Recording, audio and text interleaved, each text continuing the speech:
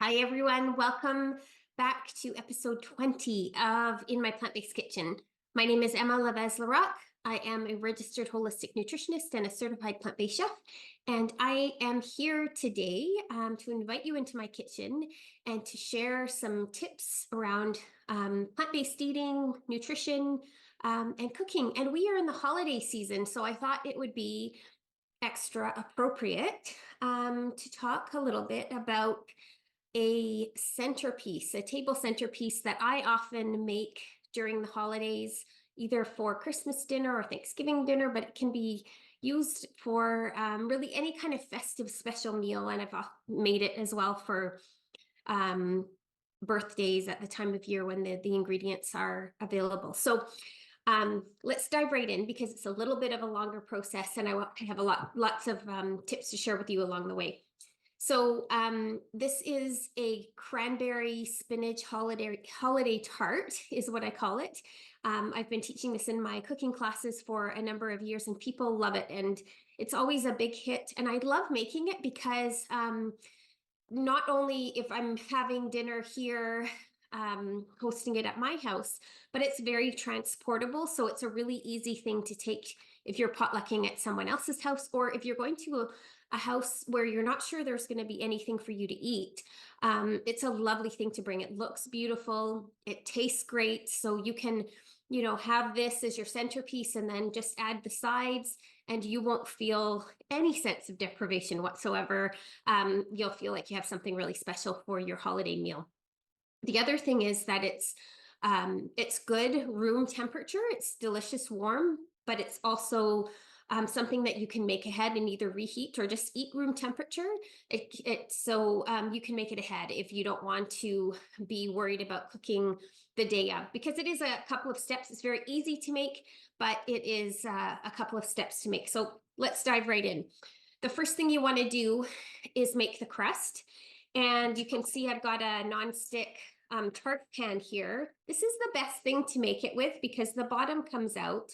You can make it in a pie plate or some other kind of pan if you'd like, but I really like this because I find it very easy it comes out very easily. I should say as well, this is based on, or it was inspired by an Oshi Glow's recipe. I love Angela Liddon and her creative recipes in general. This was based on a quiche idea, and I love the quiche, but I thought, you know what, this would make a really nice, with a few tweaks, make a really nice holiday sort of centerpiece. And so I changed it quite a bit, but that's where the original inspiration came from. I took the oil out of it. I changed up some of the ingredients and just changed the way it was made. So anyway, but I do wanted to give her a shout out because not that she needs one for me, but just because it is a wonderful recipe in itself. So like I said, I'm using this tart pan. It's a 9-inch tart pan. You can always, if you want to make a bigger one, 1.5 times the recipe or double the recipe and do 2 of these. If you're serving a larger crowd, I have done that. I have made increase the size of the recipe and it expands very nicely. So the first thing, other than preheating your oven, I've already got my oven preheating at 350. We're going to bake this crust, and then while the crust is baking, we're going to make the filling. So the first thing that you want to do once you have preheated your oven is make your chia egg. And you can see here, this is going nowhere. This is 1 tablespoon of ground chia seeds with 3 tablespoons of water. And this is a wonderful egg replacer. And you can do the same thing with flax seeds as well. Chia and flax are both really rich, of course, in omega-3 fatty acids. And so they're a great thing. A really nice, I love the fact that egg replacers like this work so beautifully. You can get the potato starch egg replacers and they have their place and they work really nicely in some baking recipes and things like that.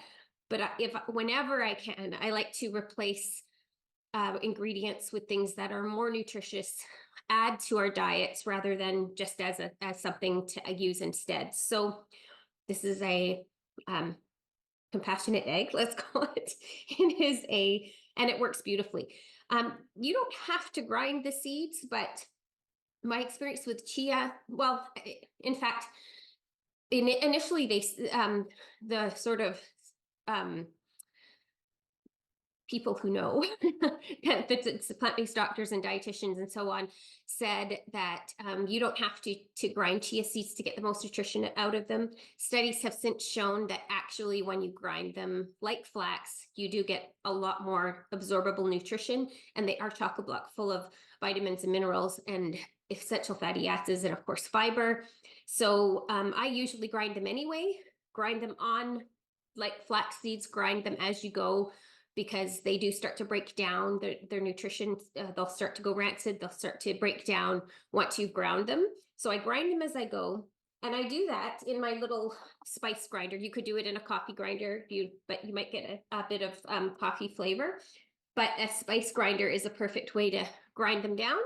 So I just ground up 1 tablespoon of chia, 3 tablespoons of water, combined it, and that's got a really nice thick consistency. But before we put that in, I'm going to combine the other ingredients. The first thing is almond flour. Almonds, of course, are a great source of calcium. All of these foods are fiber rich, so you're making a crust that's going to be full of fiber. They also antioxidants, vitamin E, lots of benefits there. So we've got half a cup of almond flour, and of course I will share the recipe as I always do on my blog and link to it in the show notes below. Also in the newsletter, if you're subscribing to that, you'll get the recipe right in your inbox. Then I've got half a cup of sunflower flour. And you might think, well, where do you get that? You can buy, of course, almond flour. You can't, I don't know, I don't think I've ever seen sunflower flour, but sunflower seed flour. But I just grind it all up in my food processor, or if you've got a dry Vitamix container, you can do it in that. Although I like the food processor better because it's easy to make sure that it doesn't turn into sunflower butter. You just grind it until it's soft and flour-like. So much cheaper than buying all the different specialty flours in small packages. And, you know, in this tight economy, when food is so expensive, it's great to find all those you sort of say cost savings that you can, especially buying some of the more specialty items. Same with the oat flour. So I've got 3/4 of a cup of oat flour, and these are just ground down in my food processor into oat flour. So much cheaper than buying ground oat flour. Oat flour can be very expensive, and all it is ground up oats. So there you go. You do want to grind it down to a texture that's not going to be too gritty. So I do grind it pretty fine, as you can see here, and then we're just gonna mix it all up. And then the last thing I'm going to add, I've got 3 teaspoons or a tablespoon of mixed Italian herbs and half a teaspoon of salt. Got Himalayan salt today, but you can use sea salt, whatever kind of salt you prefer. And if you are going with a lower salt diet, then you could use a salt alternative like Table Tasty instead. That is really nice too. I have made it with that before. So you just want to make sure everything's really well mixed. And then we're going to add 3 tablespoons of water and our chia egg. This has a lot of natural fat in it. Of course, the nuts are high in fats, and the chia, as I mentioned, is high in omega-3 fatty acids. So we've got lots of natural fats that are going to help us to absorb the fat soluble nutrients. So we don't need to add any oil. I find this is a really nice recipe to get the oil out wherever you can. So now now that everything's well mixed, we're going to add the chia and the water and just mix it into a bit of a paste. And what we want to do is just try and make sure that everything is mixed together reasonably well. You don't want any dry crumbly bits, so try to really, you probably don't need to let your chia egg congeal quite so much. It would be a little bit easier. I let it congeal a little more than I usually do just because I was getting ready for this video. But you can see what I'm saying. You want to make sure that all your ground seeds and flours are worked in before you put it into the pan. And I find the easiest way to work this into the pan is to use my hands. So with clean hands, you can just go ahead and put make sure this is really nicely mixed up.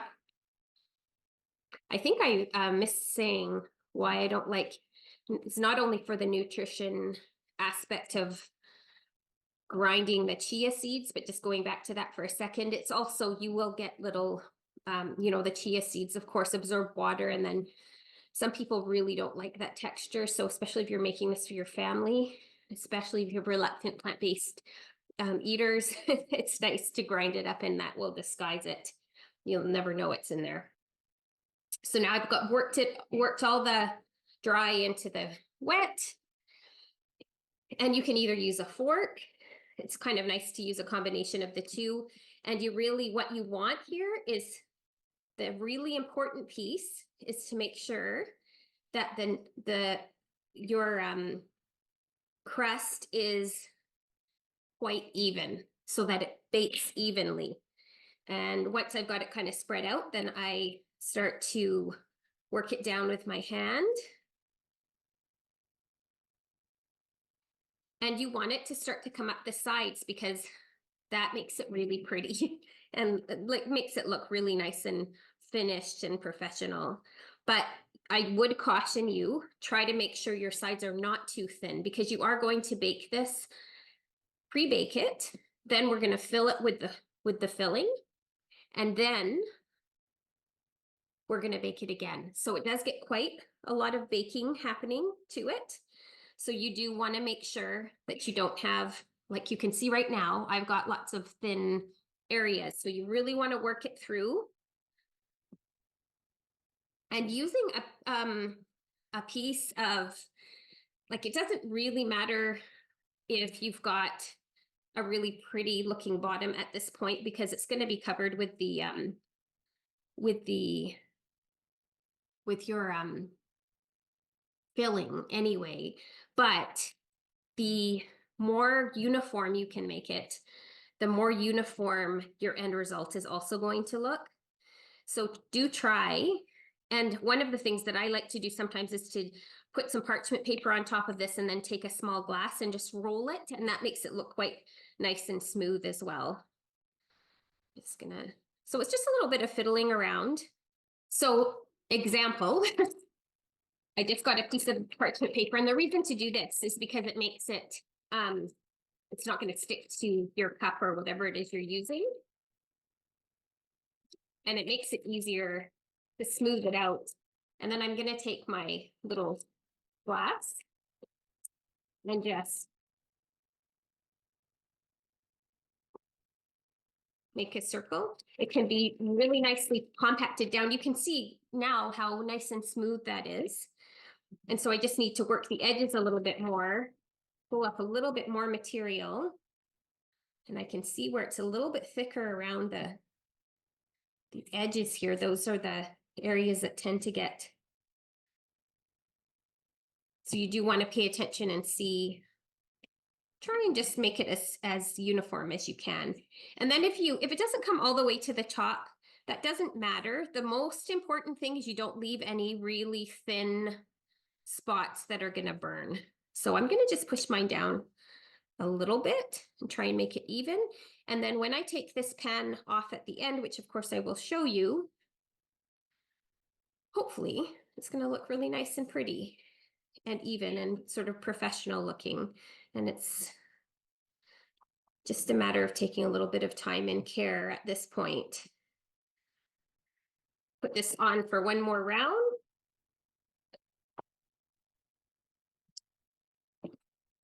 And it's ready to go in the oven. So I am going to just poke a few holes in this. Again, you won't see those. Just so that it doesn't bubble up. It's like you do with the normal pie crust. I'm going to stick it in the oven for, I think it's about 10 minutes, 15 minutes. I don't remember what I was doing 10 minutes at 350. And then I'll be, so I'm going to do that. And then we will do the filling. Okay, so I've prepped some other ingredients for the filling. And what we're going to do here, this is a filling that is based, the base of it, the body of it is extra firm tofu. So I want to talk a little bit about that. If you are making this for the first time and you are not, or if you're making this and you're not familiar with tofu and extra firm and soft and medium and the differences, I'm going to post a link to a blog post that I wrote for the Vancouver Humane Society about that recently, just so for a little bit more information for you. But what you want is a nice firm tofu, and we're going to blend that up in the food processor here shortly with a bit of lime juice. So I'm going to talk about that in a moment, because right now I have my pan going, it's preheating. I'm going to do an oil-free saute with the onions. So you want to, like I mentioned last week, get your pan nice and hot so that when you put your onions in, it starts to sizzle and then they're not going to stick. Again, if you're new to oil-free sauteing, you can always keep a little bit of water handy in case things start to burn. But we're going to just get our onions going and cook them just until they're translucent. We want them to be just starting to get translucent. And then we are going to add some mushrooms. So I have one diced onion here.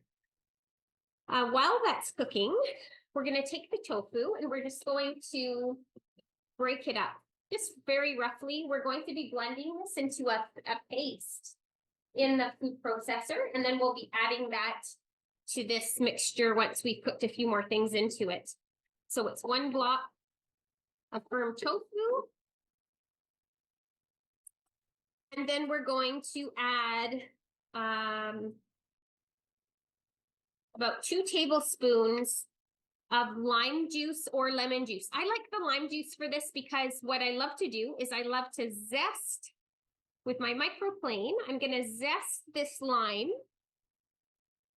And then I'm going to use that to decorate the top and just give it a little bit of a green festive, some little, not only the lovely zing of the flavor of the lime at the end, but also you'll have some little green specks on the top, which will make it really nice and festive because we're going to be adding cranberries to this. So you can see where I'm going, red and green.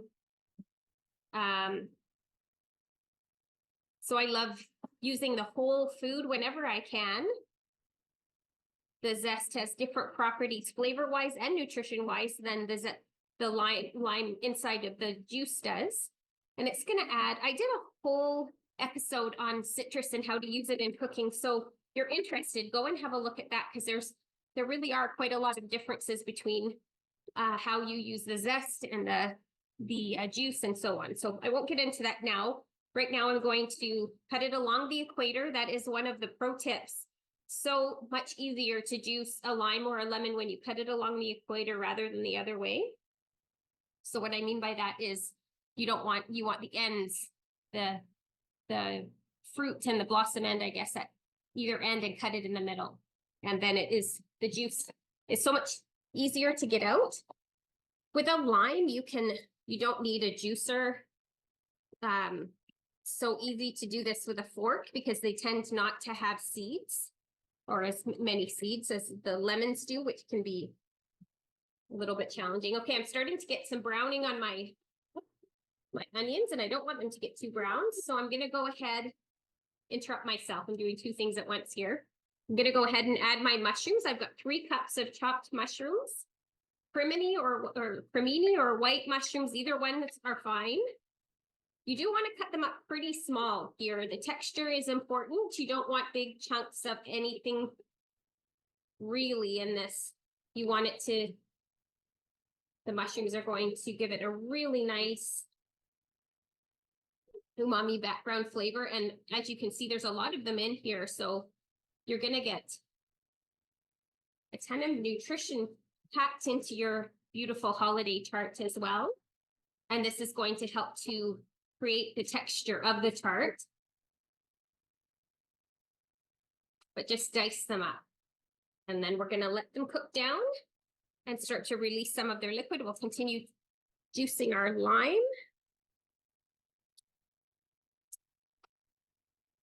I actually prefer doing limes with a fork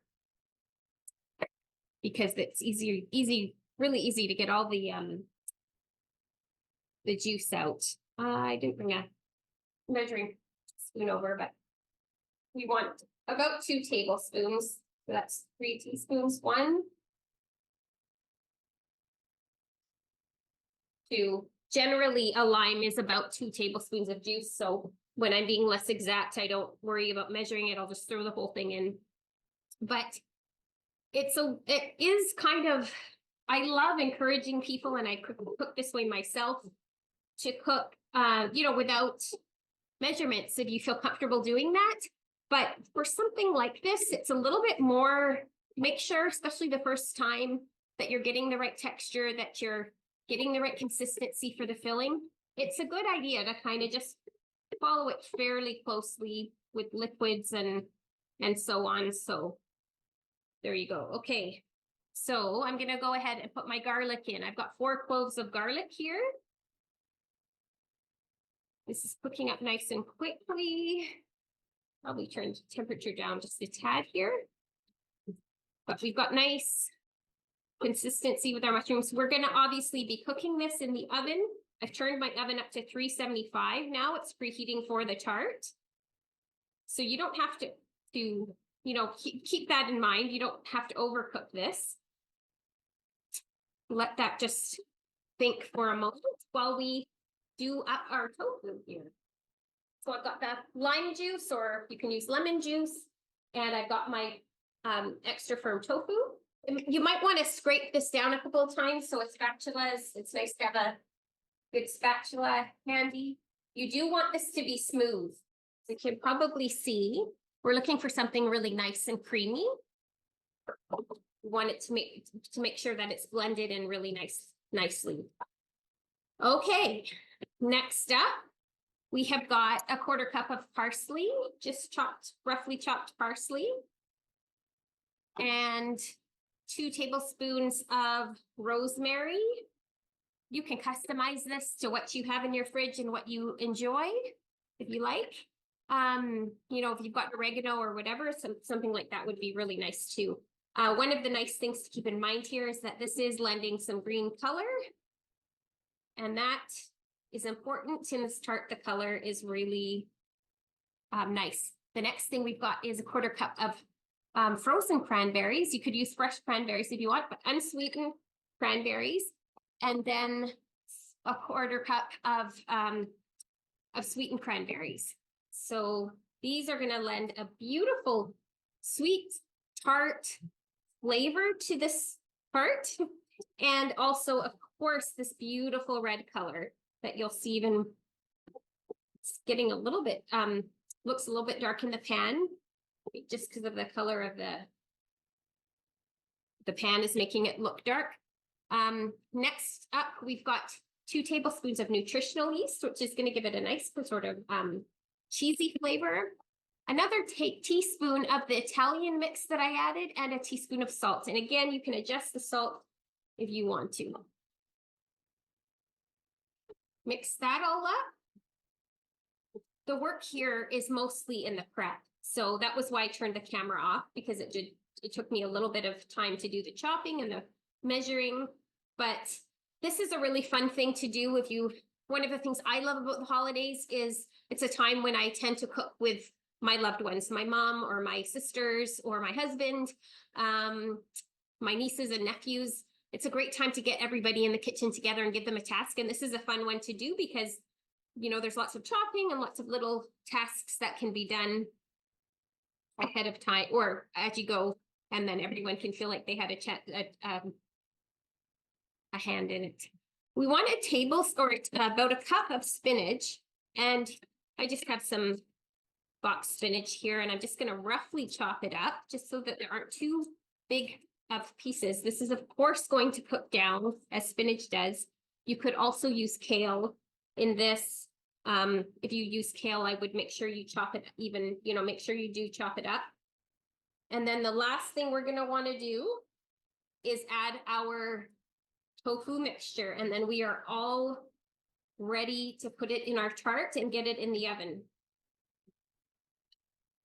So you just want the spinach to start wilting, but that is also gonna happen once we add this. So let's move this in, and then it's good to not overcook this because the vegetables will start to wilt, and you don't want to make it all mushed together. It's kind of important for the texture to work a bit quickly. So it does help to have everything chopped out. You're sort of chopped and organized ahead of time. Mise en place, always a good idea for more relaxing and fun cooking and organized. And it stops you from running into those situations where you think, oh my goodness, I don't have any XYZ. What am I going to do? I'm halfway through the recipe. So, whoops. All right. Take this out of the picture now and just fold this all together. And the white, of course, really helps to bring the colors of the cranberries, the spinach, those Christmassy colors to really highlights them. And once you've mixed it all together well, it doesn't take very much. Just do it and turn your heat off on your pan. And it's time to put it into the tart, which came out of the oven while I was chopping everything up. Just takes 10 minutes. And you don't want it to be, it doesn't have to be golden brown because it's going to go back in the oven, but you just want to do a little bit of a pre-cook on it so that it starts to hold together. So there's the baked tart.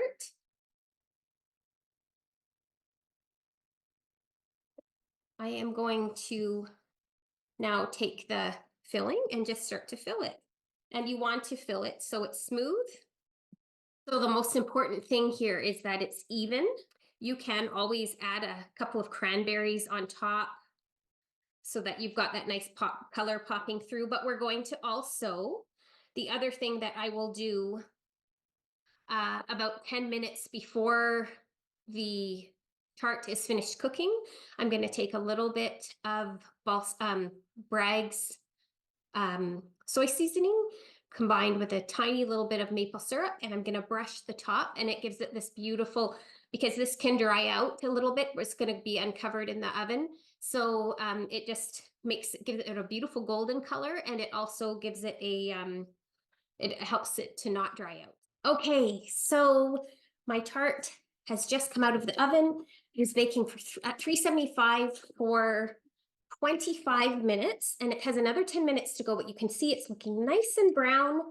This is the point. You do want to take it out and just brush it and I've got a mixture of equal parts maple syrup, which is providing a little bit of viscosity. If you don't want to add that maple syrup, I find the little bit of sweetness really nice, but if you would rather not do that, you could also use something like aquafaba, the juice from a can of beans, a can of chickpeas. I wouldn't recommend black beans because you might get little black bits that you don't want, and a little bit of soy sauce. So I'm just going to brush this over.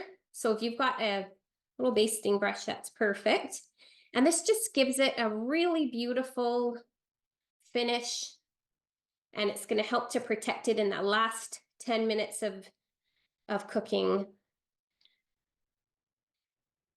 So I've used about half of it, so it's probably about half teaspoon or half tablespoon of each. All right. I also, if you remember, zested a lime at the beginning here. It seems like a long time ago for me. So I'm just going to, I didn't put this on at the beginning because I don't want it to overcook and lose its vitality. But I'm going to put it on now, and I'm going to put a little bit of pepper on. I actually love putting pink pepper on. I don't have any at the moment, so I'm just going to put a little bit of pepper on the top. And I'm going to, oh my goodness, it smells amazing with that lime. Oh, it's going to be delicious. And I'm going to put it back in the oven. One thing to note is if you have a pan like this, be careful at this point because I actually have as you saw at the beginning, the bottom pops out and you can lose it at this point. The crust is looking like it's beautifully set. Can't pop it out just yet, but we'll be able to. And I will share a photo of the finished cut up tart here at the end of the video. I hope you've enjoyed this. I hope some of you try it for your holiday main. I think it's something beautiful. I think at the holidays, it's nice to have a sort of centerpiece to replace that turkey or the ham or whatever your family traditionally puts on the table.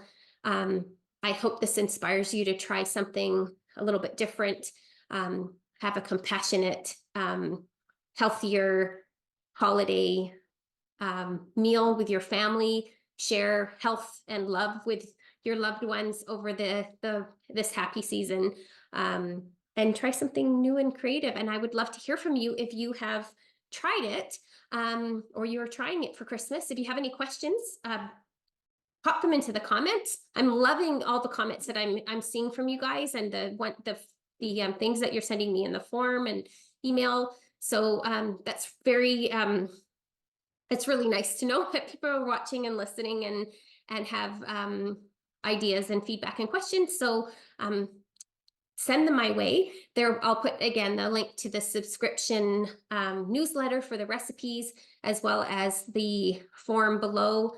And I'll also include a couple of holiday menu blogs from some of my favorite vegan chefs, as well as a link to my Thanksgiving video where I did healthier cranberry sauce, and I included my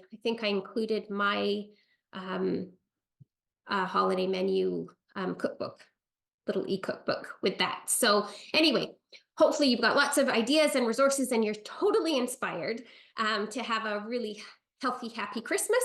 And I will look forward to seeing you again next week. Take care.